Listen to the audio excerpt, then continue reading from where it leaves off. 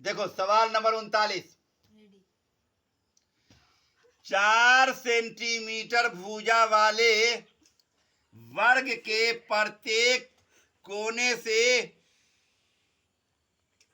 1 centimetre त्रिज्या वाले वृत्त का चतुर्थांश काट लिया जाता है और एक 2 सेंटीमीटर व्यास वाला वृत्त भी चित्रानुसार काट लिया जाता है। वर्ग के शेष भाग का क्षेत्रफल ज्ञात करें। मतलब कहने का कि इसके अंदर जो चित्र बनाया हुआ है उसको पहले बना लीजिए। ये 4 सेंटीमीटर भुजा वाला एक वर्ग है। चारों कोने पर 1-1 सेंटीमीटर वाला वृत्त का चतुर्थांश काट लिया जाता है और बीच में 2 सेंटीमीटर व्यास वाला एक वृत्त है। ये एक है, ये एक है, ये एक है, ये एक है और यहां से लेके यहां तक 2 है, तो ये हो गया, ये भी एक हो गया। इसका क्षेत्रफल निकालना है। आमतौर से ये 2 नंबर का सवाल एग्जाम में आता है, समझा ना। इसको वृत्त को छोड़ करके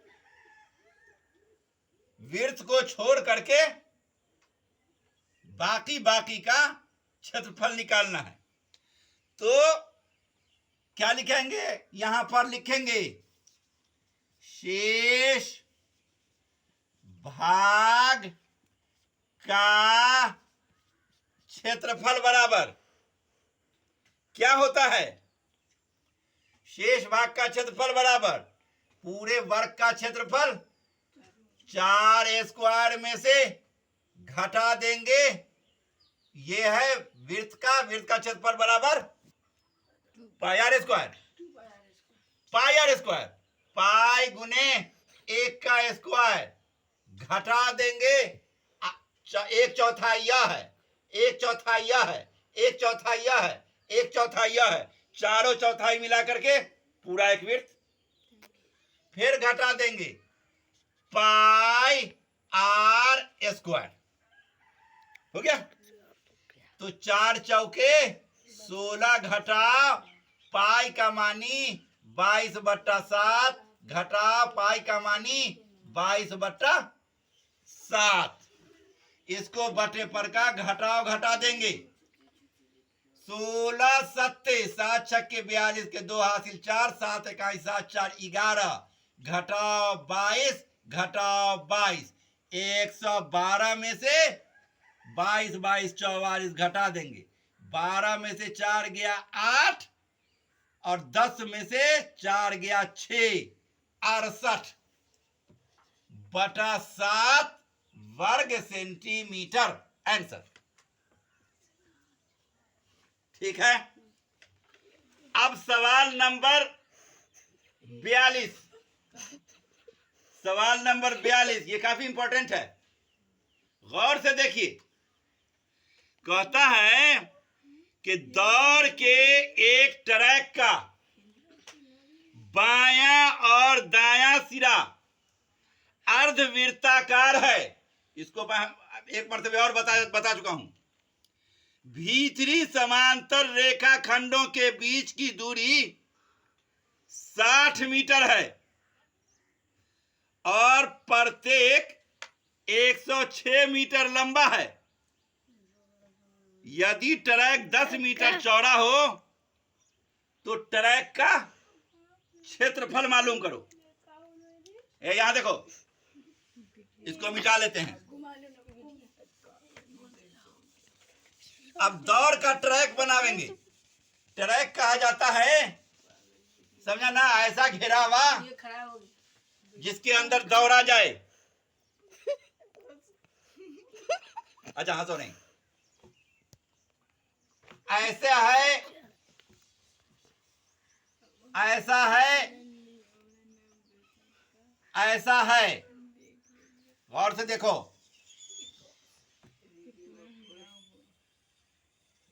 ऐसा है दौड़ने का रास्ता। ये जो है ना वो समानांतर है और ये आधा वृत्त है। ये दूरी 106 है, ये है 10, यही ना। हाँ, अब क्या है, 60 मीटर है। दोनों समानांतर रेखाखंडों के बीच की दूरी 60 मीटर है। यहां से लेके यहां तक के बीच की दूरी 60 है। ठीक है, तो कहता है कि ट्रैक का क्षेत्रफल मालूम करिए। समझा ना। तब क्या है, ये त्रिज्या कितनी होगी, वृत्त की तो त्रिज्या बराबर होती है कि नहीं। तो 60 का आधा 30 होगा ना, तो ये भी हो जाएगा 30 होगा ना। ये तो है 10। अब निकाल लेंगे आधा, ये गौर से देखो, आधा ये, दोनों मिला करके पूरा वृत्त का क्षेत्रफल पाई आर स्क्वायर। इतना दूर घटा देंगे पाई आर स्क्वायर में से, तो लिखिए यहां तक तो 30 है, तो ये यहां तक 40 हो गया, 10 यह भी तो है, चौड़ा भी तो है। तो लिखिए पाई आर स्क्वायर, पाई 40 स्क्वायर घटा पाई कितना 30 स्क्वायर। ठीक हो गया, इतना दूर का निकल गया। जोड़ 2 गुने, 2 तो आयत है, तो यह आयत है, तो यह आयत है, तो लंबाई गुने चौड़ाई। अब इसी को हल कर देंगे आंसर। समझा ना। 4 चौके 1600 पाई घटा 30 तिसाइए 900 पाई प्लस कितना होगा, 2 से काटो, 2 छक के 12 के 2 हासिल 1 2 1 2 1 तो 0 हो गया ना। 9 7 16 700 पाई प्लस 220 पाई का मानी 22/7, 700 पाई का मतलब लिखो 22/7 प्लस 2120, 7 7 कट गया, 2200 प्लस 2120, इसको जोड़ दो, 2120 में से 2200 जोड़ दो, 0 2 3 4 4320, यही हो गया आंसर, बन गया। ये इम्तिहान में लंबा जरूर है, लेकिन 2 नंबर का सवाल इम्तिहान में आएगा। पढ़ाई हो गई, छुट्टी का वक्त भी हो गया। अब जैसा कि मेरा तरीका है कि कुछ बात करते हैं, तो चलो बात कर लेते हैं। 2-3 रोज पहले आप लोगों को हमने सिखाया था कि मुसलमानों के यहां जिस तरह से नमाज है फर्ज, रोजा है फर्ज, हज है फर्ज, वैसे ही ज़कात भी फर्ज है। और ज़कात के बारे में बताया था फसिल का ज़कात। उसके अंदर एक तो चीज हम गलत बतला दिया था, गलत नहीं आधा गलत, आधी बात गलत बतला दी थी। फॉर्मूला हमने बताया था वसक है ना, 60 वसक, और इस पर हमने जोर भी दिया था। ये हमको याददाश्त की कमी की वजह से हो गया।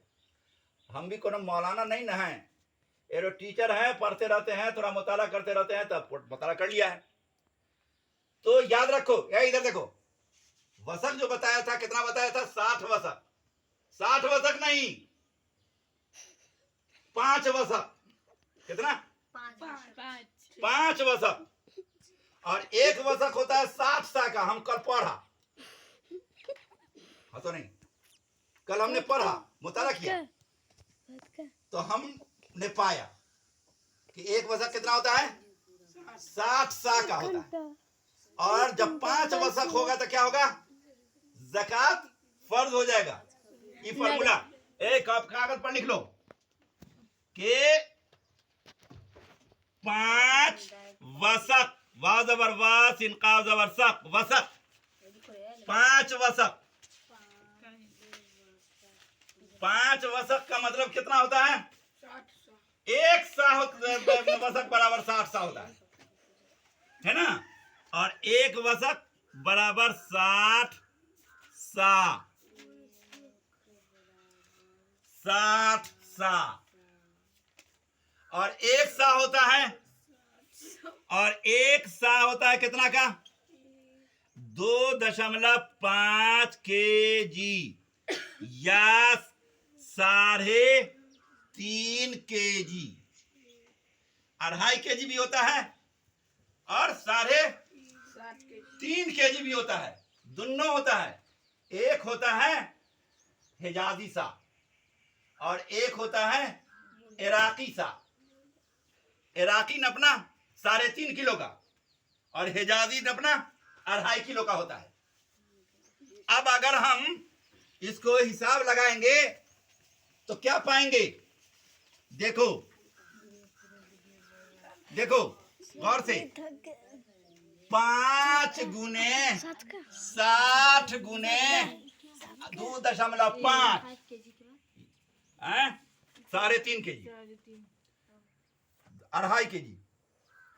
अब आइए 6 पंच 30, 300 प्लस 2.5, 25 तिहाई 75, एक अंक के बाद पॉइंट 750 kg हुआ ना। दूसरा नपना क्या है? 3.5 किलो का।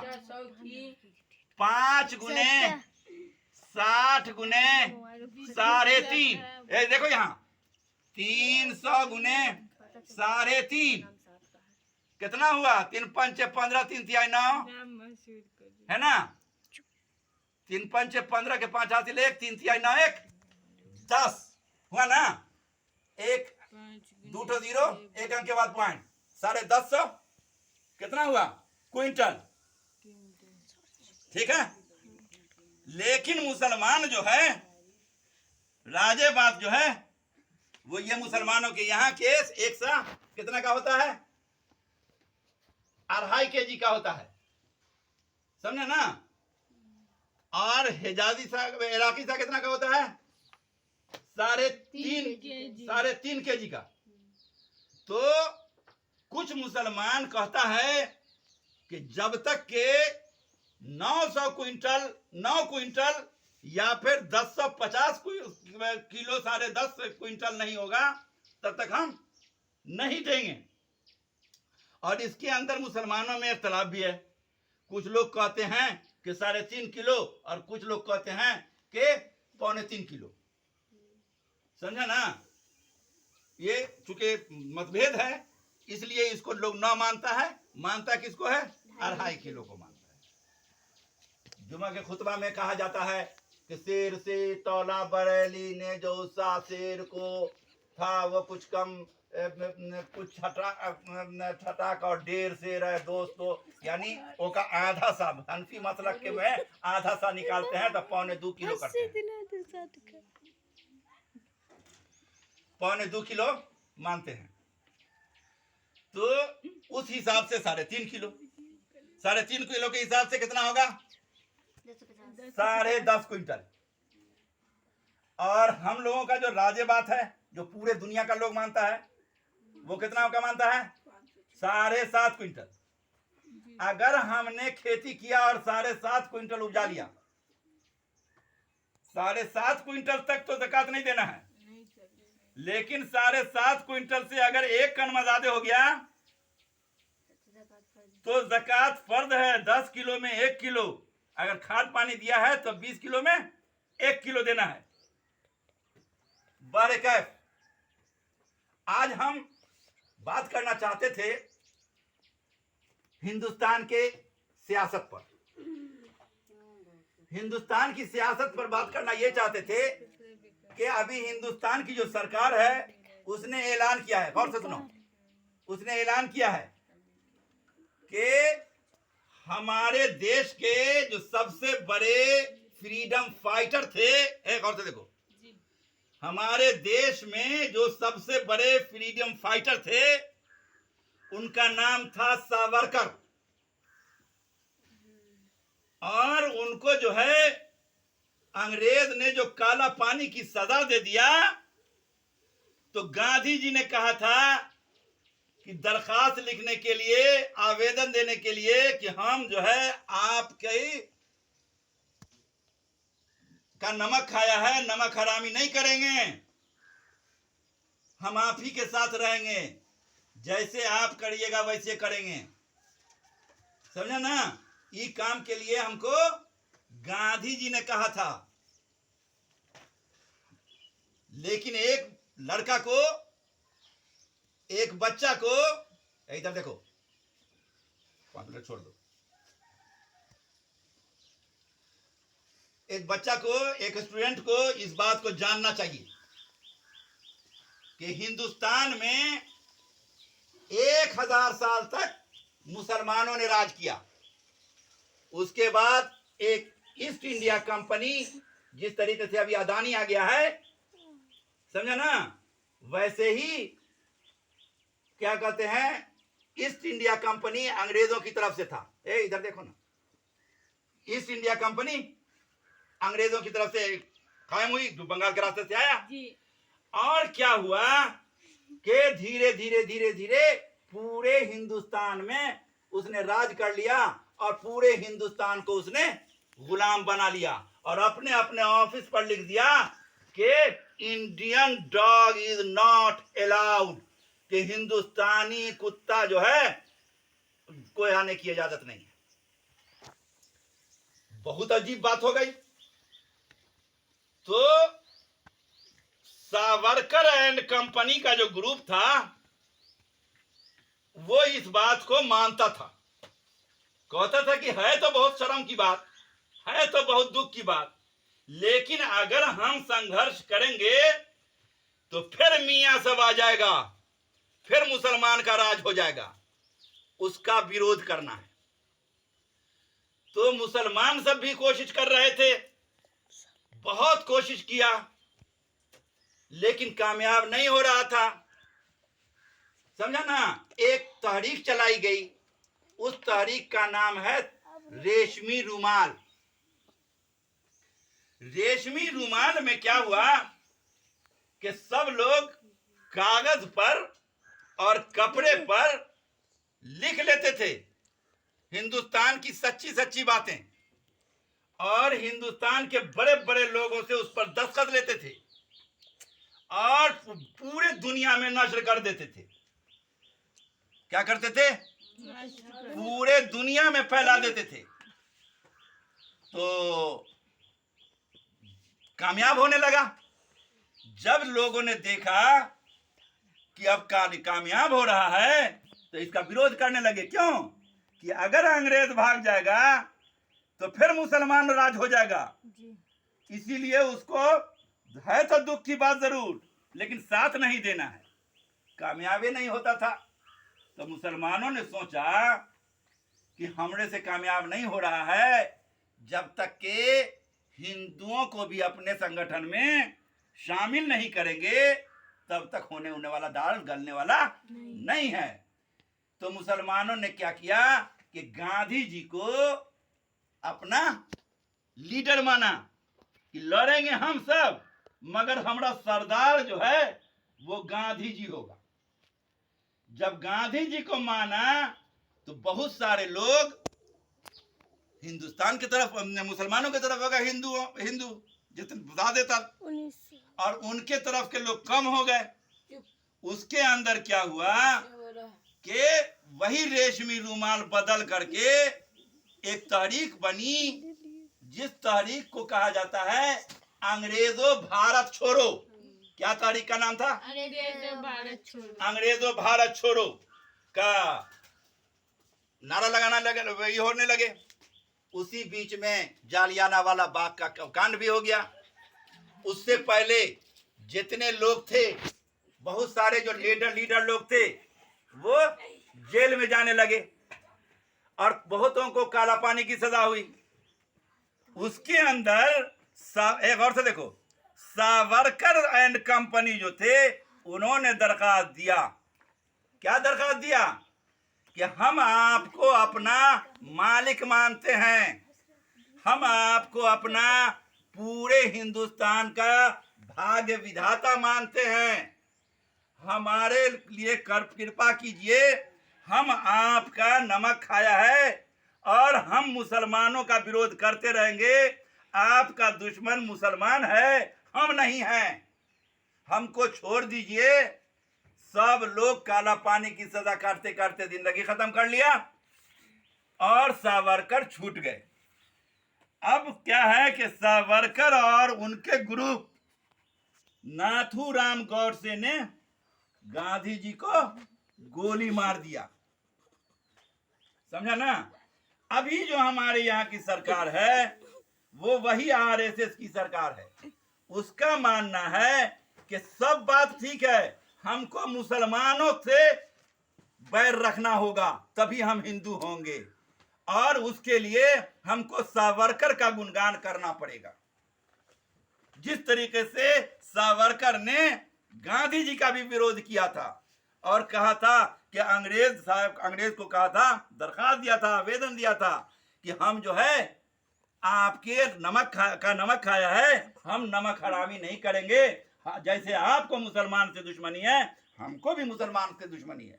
चुनांचे हम आपका साथ देंगे और हम जो है अंग्रेजों भारत छोड़ो का नारा का हम जो है तो विरोध करेंगे। लेकिन वो कामयाब नहीं हुआ। ये अंग्रेजों भारत छोड़ो वाला कामयाब हो गया। 1947 में हमारा देश आजाद हो गया। 1950 ईस्वी में 26 जनवरी को एक हिंदुस्तान के अंदर एक कानून बना, समझा ना, जिसको संविधान कहा जाता है। उस संविधान को 26 जनवरी को लागू किया गया। तो ये है कहानी। अभी हमारी सरकार ने कहा कि सावरकर को जेल से छुड़ाने का काम गांधी जी ने किया था और गांधी जी ने कहा था कि ऐसा दरखास्त दोगे तो छूट जाओगे। ये सब बात गलत है। ये मुसलमान के दुश्मनी में हुआ था, समझा ना। लेकिन हमको दुश्मनी, हमको तो हिंदुस्तान में रहना है, उसी तरीके से इज्जत के साथ रहना है। तो हम लोग हैं उसी तरह से हैं जैसे शुरू से हैं। ठीक है, आप जाइए, छुट्टी कीजिए।